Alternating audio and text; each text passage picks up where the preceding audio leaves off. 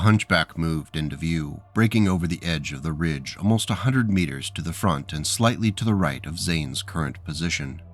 At 50 tons, looking humanoid except for that blocky box on its right shoulder, the Hunchback was ill-equipped to fight a Jenner, whose speed would always keep it outside the range of the squat Hunchback's weapons.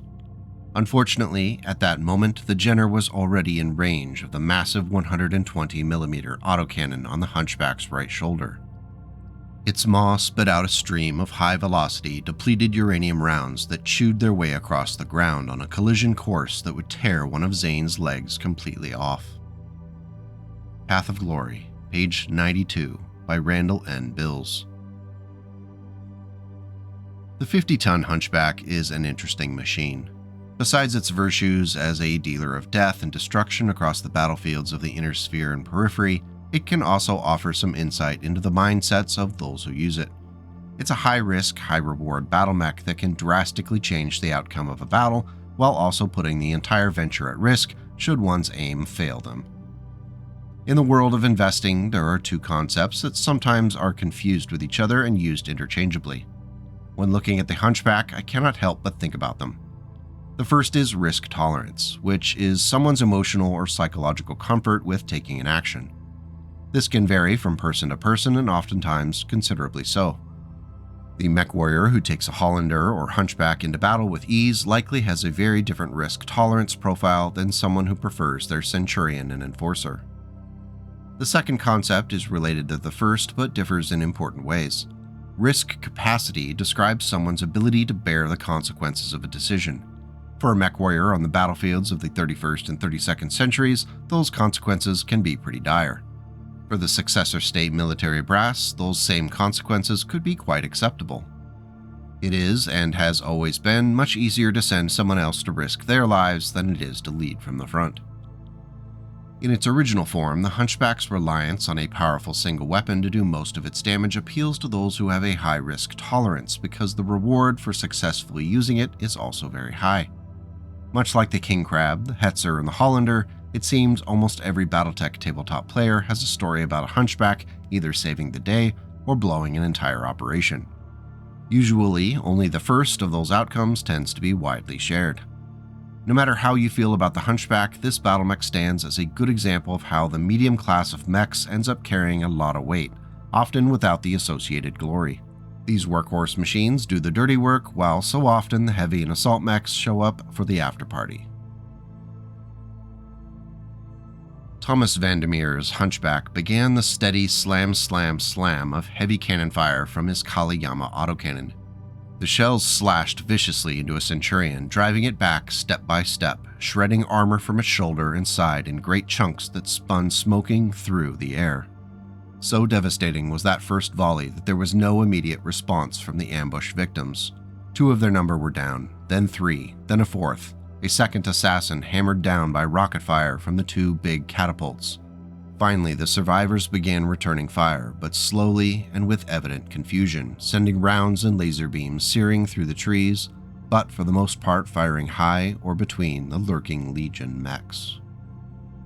Tactics of Duty, page 275, by William H. Keith, Jr.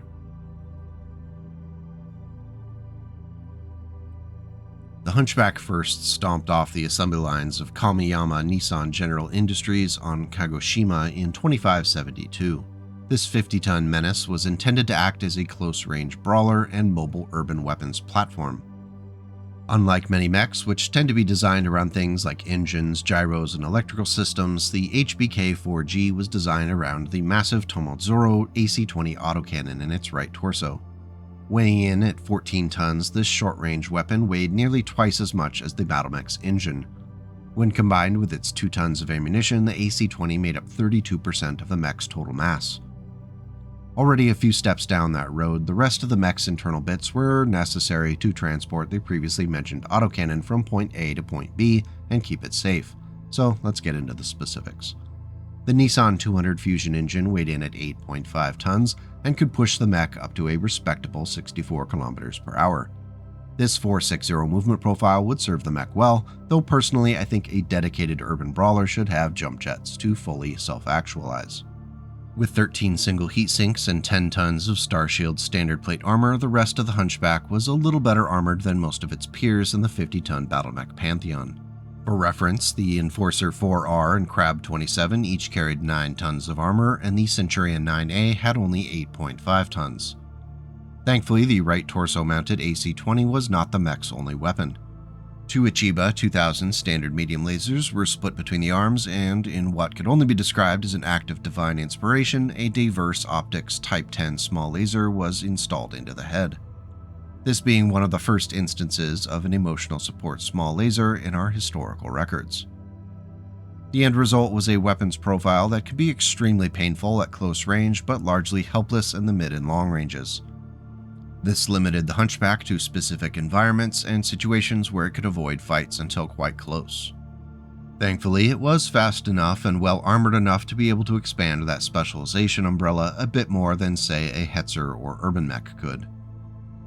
The biggest challenges for the design, though I'd argue they really aren't that daunting, were the 13 heatsinks and having just 10 shots with the AC-20 before needing to side up on the ammo truck like a drunk frat boy on the beach in Miami during spring break. Firing just the AC-20 while on the run wasn't an issue, and even adding one of the medium lasers in that moment wasn't enough to cross over into the red. However, that second medium laser did push the mech's capacity to sink away the generated heat. A full alpha strike, including the small laser on the run, yielded +3 heat into the red for a possible 33 damage. That isn't bad in comparison to many 30-25 battlemechs. Plus, with the AC-20, you're always looking for that lucky headshot, which could take down someone's precious Atlas or Marauder and ruin their entire evening. A barrel-chested Hunchback planted its feet and turned to face off with the Vulcan. The boxy Kaliyama autocannon mounted on its shoulders spit fire and thunder. The stream of depleted uranium shells hit the Vulcan just to the right of its centerline, then sawed back through its torso as if the clan mech were made of soft cheese. Shards of armor mixed with fragments of endosteel skeleton littered the ground while the Vulcan listed badly as if to protect its shattered side. It took one half step forward, then the upper torso twisted and sheared off at the line the Hunchback had scored on it. Lost Destiny, Blood of Kerensky Trilogy, page 1236 by Michael A. Stackpole. Originally produced within the realm of the Draconis Combine, it wasn't a surprise that the earliest reports of the Hunchback included valiant, if sometimes exaggerated, accounts of daring actions on behalf of the Dragon.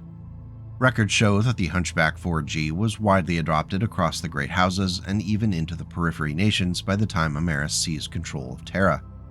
When Kerensky fled the Inner Sphere with his Exodus fleet, the Hunchback went with him and was used on both the Pentagon Worlds and the founding clans during Operation Klondike. The design was so successful that production was continually ramped up, and Kaliyama Weapons Industries obtained the right to produce their own on Kalidasa within the Free Worlds League. Between the two producers, the Hunchback 4G became increasingly common among the units of the Combine, Free Worlds League, and Capellans during the Succession Wars. For both the Capellans and the Combine, the Hunchback was appreciated for its usefulness in dueling and the high-risk, high-reward mindset that we discussed earlier. At some point during the Second Succession War, the Kamiyaba production line was destroyed, but the Hunchback would live on thanks to Kaliyama in the Free Worlds League. Nothing can keep this old gal down. When the former Terran hegemony world of Pike 4 was assaulted in 3012, the Combine defenders found themselves on the receiving end of Hunchback fire during an advance into the city of Paramus. After the raiding Hunchbacks took down a few light mechs tasked with acting as a screen for the defenders, the 42nd Armored Lightning Regiment threw 3 Crusaders into the fray in the city's central business district. In amongst the buildings and streets, the battlemechs pummeled each other. 2 Hunchbacks moved into extremely close range with a couple of Crusaders, and in among the booming shots of autocannon fire and missile launches, a battlemech fistfight ensued. When the smoke cleared, the Crusaders were disabled.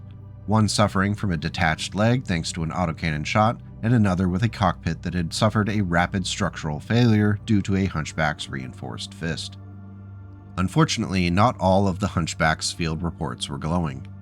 When the Draconis Combine's 5th Galladan regulars dropped onto New Iverson in October of 3021, someone in the Galladan command structure decided it would be a good idea to organize their medium and assault lances into a general assault on a fortified city named Twin Peaks. The long march toward the city became a slog as the attackers lacked enough long-range weaponry to force the defenders to keep their heads down. The Cretan mechs began to fall one by one long before reaching the short range, where the hunchbacks in the unit could bring their autocannons into the fight. Before even reaching the city walls, the 5th Gallatin regulars broke and the surviving battle mechs moved to find cover. Eventually, when the AFFS reinforcements arrived, the combined survivors retreated. Now class, what did we learn about charging across an open field armed with only short-range weaponry? Go ahead and write that down. It'll be on the quiz on Friday. Out of the flames loomed a hunchback with chunks of rebar-fanged concrete sliding off of it. The old 50-ton monster stepped forward into what had been the front half of a warehouse. The short-barreled autocannon mounted on its right shoulder snarled a brief burst to its right. The hovercraft grounded at the west end of the block exploded, rising 5 meters on a pillar of yellow fire. Its primary lift fan, feathered and spinning at a high idle, was blasted downward into the pavement, shattering into splinters that ripped the nearby gunmen like shell fragments. A medium laser licked from the hunchback's center torso, probing for muzzle flashes along the roofs across the street. Riflemen began exploding into puffs of pink steam as the ruby beam brushed them. Others threw down their weapons and fled. Black Dragon, page 166, by Victor Milan. While variants of the Hunchback are plentiful, most of them fall into a pattern where the AC-20 autocannon is swapped out for a medley of other options. This category of refits and variants is generally described by the term swayback. In one of the more humorous examples of ingenuity, someone within the Combine's 9th Ghost Regiment decided to greenlight the jury rigging of 2 regiment hunchbacks with prototype Gauss rifles.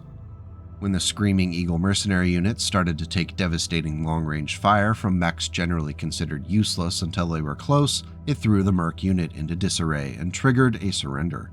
Unfortunately, the prototype weaponry caused significant balance issues for the hunchbacks, which stumbled and fell multiple times during the engagement. That must have been quite the sight. By my count, which is notoriously unreliable, there are more than 23 different official hunchback variants and refits, so in order to keep this video under 2 hours, we're going to be judicious about those we cover today. As is usual for these cases, I've picked some that are interesting, unique, or have good fluff from the available sources. If I don't end up covering your favorite hunchback variant, please don't consider it a personal insult, but be sure to let me know exactly what you think in the video comments. I crave that sweet, sweet YouTube engagement. The first officially recorded variant for the Hunchback was designated the HBK-4H in 2819. It stands as a good example of the sort of refits which could be called a downgrade or a side grade depending upon your feelings toward the all-or-nothing AC-20. In the 4H's case, a more modest AC-10 autocannon was swapped into the right torso and fed by 2 tons of ammunition stored in the left torso. 2 additional medium lasers were installed into the right torso, and a head-mounted small laser was left in place. While the AC-10 obviously cut the potential one-shot damage in half, it improved the 4H's ability to operate in the mid-range. The 2 extra medium lasers also arguably replaced the lost damage in the short range, though obviously that damage is no longer typically concentrated on one location. For some, losing that sweet AC-20 headshot potential was a bridge too far. Personally, being a fan of more generalist designs, I like the Hunchback 4H as a good representation of a solid Succession Wars medium battle mech. Though we would have thought it impossible, somehow the Hunchback managed to pirouette to face him. The boxy, shoulder-mounted autocannon vomited fire. A stream of depleted uranium shells shot out, striking the Enforcer square in the chest. The impact rocked the mech back, shaking Constantine in the cockpit. Armor sheeted off, grossly shifting the Enforcer's center of balance. The actor tried to step backward, but the roadbed sloped off sharply. Blasted off its feet, the mech crashed backward. It slammed into the ground hard, pulverizing more armor. A clever bit of fiction, Kellhound's Ascendant, page 418 and 419, by Michael A. Stackpole. 2856 turned out to be a banner year for the Hunchback as it demonstrated the branching development of the platform.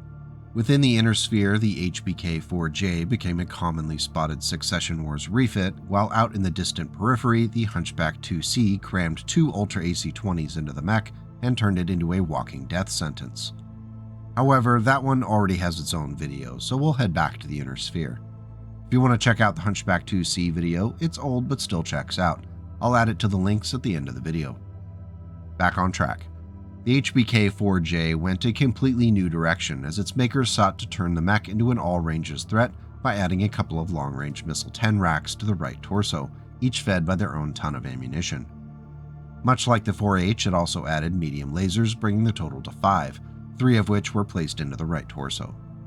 To partially compensate for the heat of firing all of them, a 14th single heatsink was added.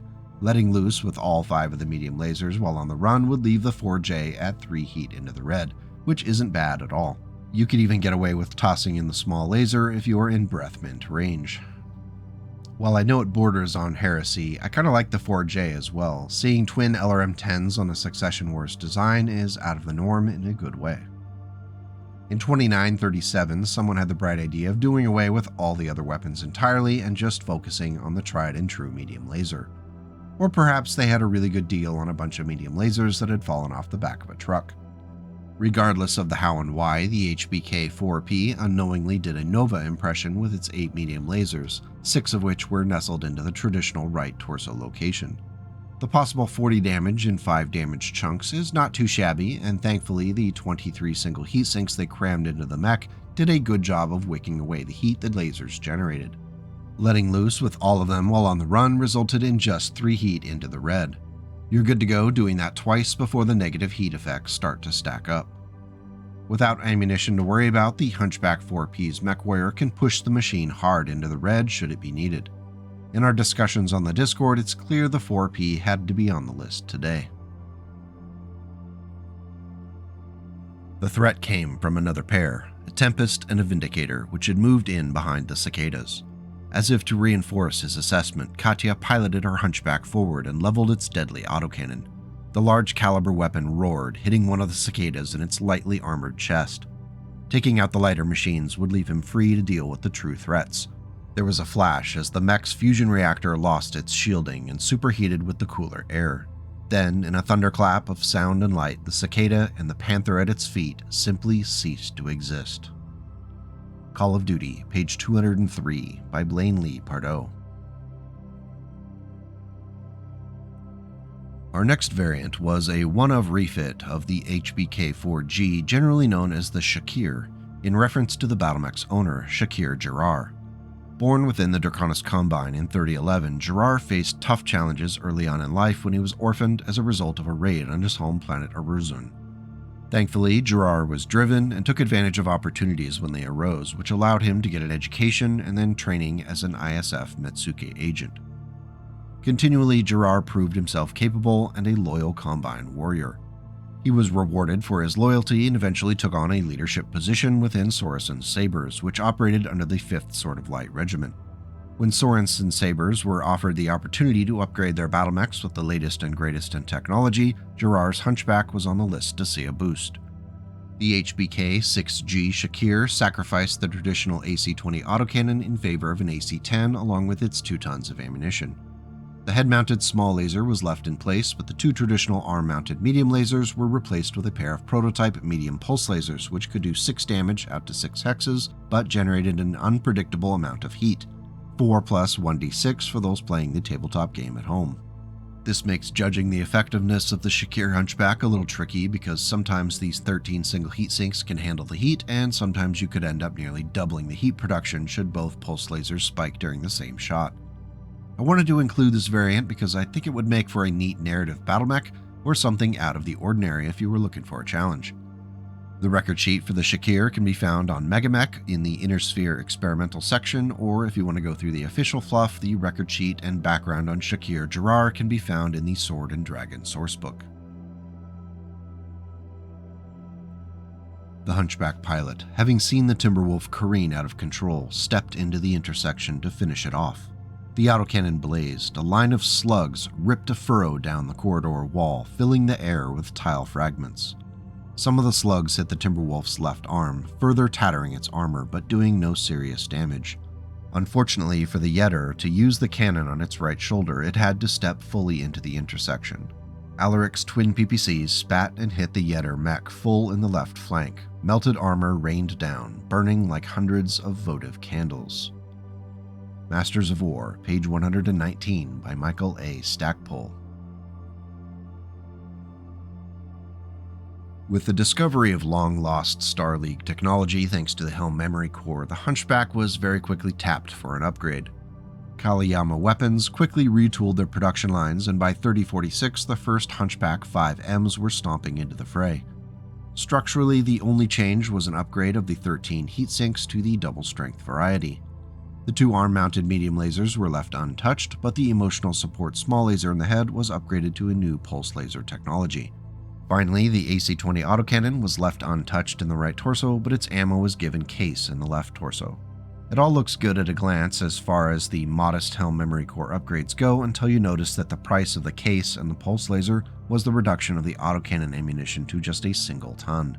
A 5M's Mechwarrior was burdened by a need to be extremely frugal with his or her shots, as once the ammunition bin runs empty, they were left with a 50-ton medium mech that moves 4.6 and has the firepower of a 20-ton battle mech. There must have been one guy in the conference room who brought up the idea of removing one or two of the double heat sinks in order to cram in more autocannon ammunition, but that kind of insanity just couldn't stand. He was likely ejected from the building by window. Records show the 5M saw extensive deployment within the Free Worlds League. Unfortunately for the Free Worlds League, Fedcom mech warriors and commanders were quick to learn and take advantage of the Hunchback's limited ammunition by baiting shots with lighter and more agile battle mechs before pressing in with a concerted attack. Often the temptation for a snapshot left the 5M coming up short later in battles. If you're horrified by the 5M, don't worry, because after only a scant 11 years of waiting, the HBK-5N addressed the problem with the 5N with the removal of case and reverting back to a standard small laser. It kept the 13 double heatsinks though, which is a little silly considering a full alpha strike while on the run only generated 16 heat. Apparently the 5N was a common refit to the 5M in a desperate attempt to add its second ton of ammunition. Thankfully, Kallio Weapons Industries did take their critique of the 5M to heart, as their next version of the Hunchback, designated the 6N, overcompensated with 4 tons of AC-20 ammunition.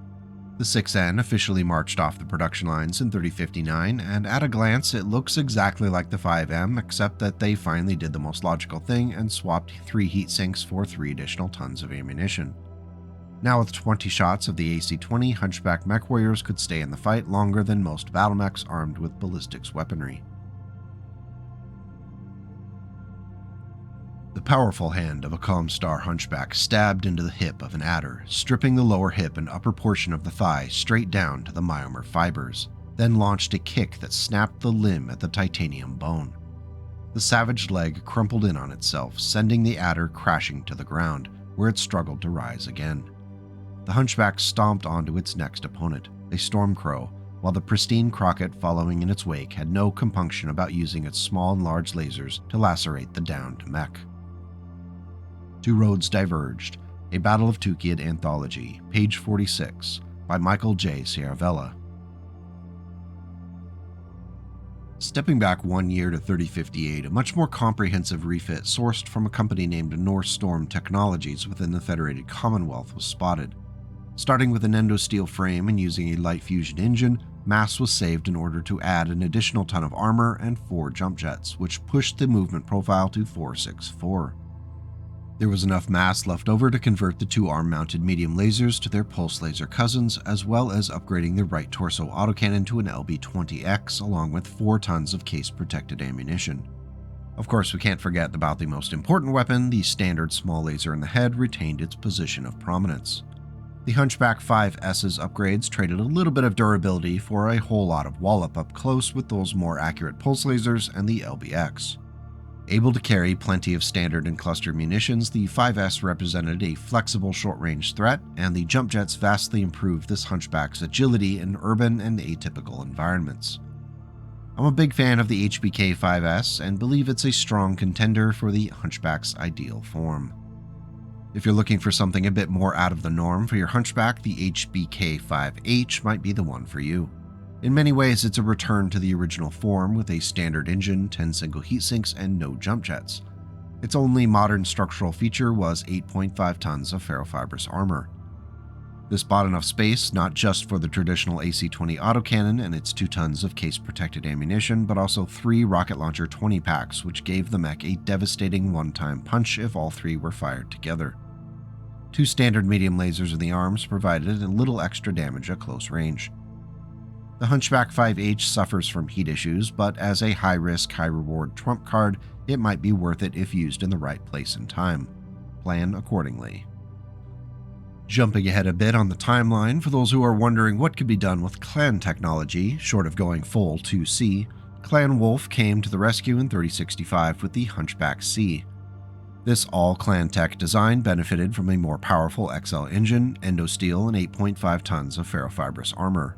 This traded space for mass, which was immediately invested in an Ultra AC-20 autocannon in the right torso mount, along with 4 tons of case-protected ammunition. 2 medium pulse lasers split between the arms could lash out to 12 hexes for 7 damage apiece, and of course we need the emotional support ER small laser in the head. The Hunchback C's 13 double heatsinks were just enough to keep double-tapping the UAC-20 in an Alpha Strike while on the run, which is probably a bit overkill in the cooling department, but still a minor complaint. With a 690 movement profile, the Hunchback C is a great demonstration of just how much of an advantage clan technology is in a near-direct shift from what was there before. If you have the cash and an inside guy within the Wolf Empire, this machine might be worth it. Before we head off into the 32nd century, I do want to talk a bit about the Hunchback 5P as our Operation Sneaky Sneak variant of the day.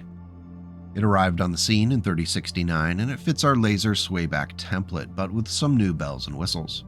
Structurally, the HBK-5P doesn't look that unusual in comparison to its peers. It had a standard engine, 11 tons of plate armor, and 18 double heatsinks. Instead of a large cannon, the 5P carried 6 ER medium lasers split evenly between the left and right torsos, along with 2 medium pulse lasers in their traditional left and right arm locations. Providing death at 5-point increments, the 5P could do up to 42 damage in a turn should the aiming gods smile upon you. The last 2 additions to the BattleMech were a Guardian ECM system placed into the center torso and a C3 slave computer installed into the head, where the small laser should be. Harumph. Heat management for the 5P isn't rough, with a full Alpha Strike on the run only leaving it at 4+ heat into the red. It would be easy to leave a laser out on the next shot to start marching back toward neutral. Overall, the Hunchback 5P is a solid machine, even if you're not running a C3 network. Our last 2 official variants that we're going to cover today are the 2 most recent in the timeline. In 3133, the HBK-6P was introduced, which highlighted a couple of pieces of newer technology. Hardware-wise, there weren't any surprises. The 6P benefited from endosteel, the traditional 460 movement profile thanks to a light fusion engine, and it carried 11 tons of standard plate armor. The mech's 11 double heatsinks were supplemented by a radical heatsink system in the right torso. This system, developed by the Federated Suns in 3122, is best understood as a reusable coolant pod. It boosts the heat sinking of each installed heatsink on a mech by 1.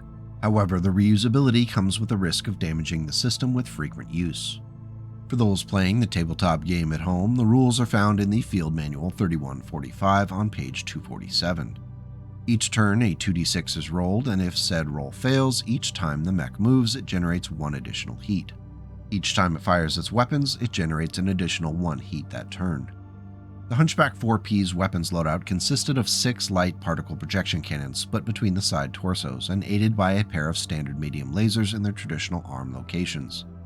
Without triggering the radical heatsink system, a full Alpha Strike while on the run would leave the 6P at 20 heat into the red, which is a little concerning. With the system engaged, the heatsinks could wick away 33 heat, leaving the mech at 9+ heat into the red, which is rough but not terrifying so long as the moment is right. The total possible damage output is 40, which is not terrible, but not super incredible either.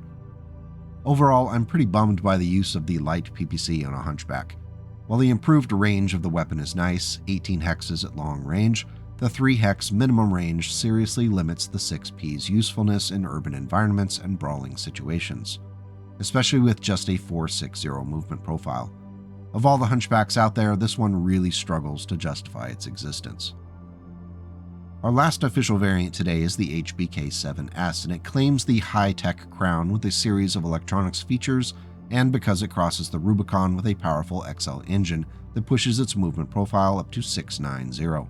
Coventry metalwork splurged with an endosteel frame, 14 double heatsinks, and even added a supercharger to the left torso to boost the mech's movement profile up to 612 if the moment demanded it. Strangely, they didn't touch the classic 10 tons of standard plate armor. 4 ER medium lasers were split between the arms, and 2 SRM-6s added a short-range fireworks show to anyone who wanted one. Each launcher was fed by its own ton of ammunition. To help the mech hunt, a Bloodhound active probe was added to the right torso, and target acquisition gear was installed into the head. Finally, an Angel ECM suite promised to fill enemy scanners with garbage for long enough for the 7S's Mechwarrior to escape in one piece. The unique design was created in the heat of the moment after a scouting lance of Lyran battlemechs was swiftly wiped out by Clan Jade Falcon forces. With a valuable lesson learned, Hauptmann Thomas Reichel ordered a refit for his Hunchback that would make it into a savvy and tough scout battlemech. Apparently it worked out, as the refit was described as, quote, "this scout mech that the commando always should have been." It was intended partially as a compliment and partially as a dig against Coventry Metalworks, which also produced the commando. Seeing an opportunity, the existing 6S Hunchback production line was retooled to produce the 7S. I would expect to see many more of these tough scouting Hunchbacks on the battlefields of the 32nd century. For the totally unofficial and non-canon Hunchback MF, I wanted to build a version of the mech which I would have fun taking into battle. It'll have some clan spec weaponry, but the core of it will be inner sphere tech. I started with a more powerful light fusion engine and endosteel, which bought some mass for some fun toys later. 15 double heat sinks will keep the mech cool, mostly, and I bumped the total armor up to 10.5 tons of standard plate, which is about as much as you can add without starting to lose armor points to the limit. The final hardware addition was 4 jump jets to further improve the mech's agility. This set the Hunchback MF at a movement profile of 584.